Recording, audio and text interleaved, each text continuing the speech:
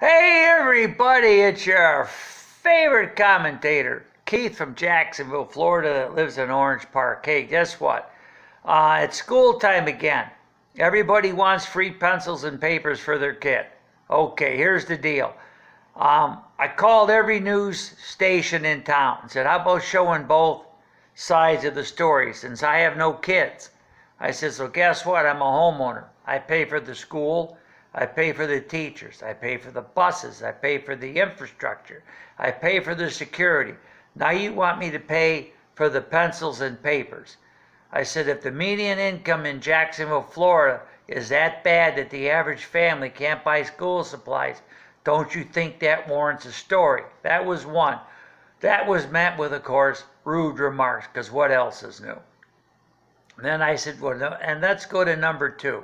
And this isn't just locally here. I said, nationwide, all you hear is teachers are broke, teachers are vastly underpaid. I said, but once again this year, like every year, you report that kids that show up without adequate school supplies, the teachers go to the store and they buy the school supplies and they give them to the kids, which amazingly, how can they do that when the teachers all cry that they don't have enough money to put a piece of cheese on their ham sandwich so they can have a ham and cheese sandwich? But let's not report both sides of the story, and let's not give Keith a gold star on his forehead that I'm 62 years old. I've had homes for most of my life, and I've supplied schools at my expense for the populace of the city where I live and gotten no credit for it, except to have one more person stand in front of a store or one more commercial for Stuff a Bus. And where this all came from was I was in front of a Publix. And it wasn't the Girl Scouts. I understand all that. That's okay. That's fine. Should it be in front of a grocery store and they holler at you? No. But they were collecting money. And I said to the woman, what are you collecting the money for? Because it's nice to know, right? Well, we're collecting money for cheerleading. Okay, well, what part of cheerleading needs this money? It's uniforms for the girls. I said, okay. Now, this woman's in all brand new clothes, nicely done up, obviously not a broke person. And I said, is one of the girls your daughter? She said, yeah. Is she here today? Yeah, she's the one over there. I said, okay, so she's also in brand new clothes like you. And I see a bunch of cars out there. I'm not trying to be a smart ass, but are one of those cars yours? And she said, yeah, the white Lexus. And I says, okay, you're in brand new clothes. She's in brand new clothes. You're driving a white Lexus. She wants to be a cheerleader. But what, you can't find the means to buy her a cheerleading outfit on your own? You want to teach her as a little girl the best way to get anything you need in life is to stand in front of a grocery store and beg for it?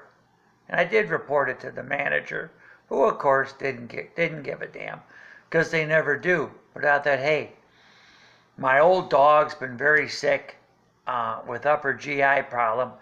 He probably needs some treatment in the hundreds of dollars. Okay, that's a hardship, because I'm thinking, how much can a damn cheerleading outfit cost? $50? So I'm thinking, well, what am I supposed to do? I says, well, you're supposed to come up with the money and take care of your dog. You rescued him from the shelter. You knew he would cost money. And he's not ready to die. Because, I don't know if you're animal people like I am, but when animals are ready, they kind of go off by themselves and they quit eating and stuff. And they're not energetic. My dog has none of those symptoms. So he's not ready. So I have to come up with this money, which I do when I pay for my dog, because I rescued it. Right? I rescued it.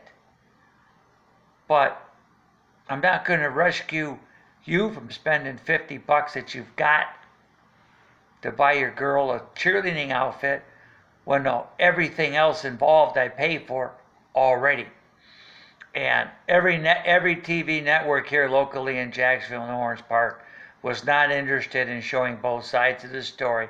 They just want to pat themselves on the back because they filled 2 buses full of backpacks, paper, pencils, and pens, and the like. And guess what? With all the shootings in the schools, The last thing we need is to give anybody else a freaking backpack so that they can hide a gun in, right? I can't go to a show unless I have a date with a clear-cut, a see-through bag, right? We all understand it. So anyway, I'm done. The title of this is going to be a Jacksonville medium income is poverty level apparently. So let's find out what happens. Over and out.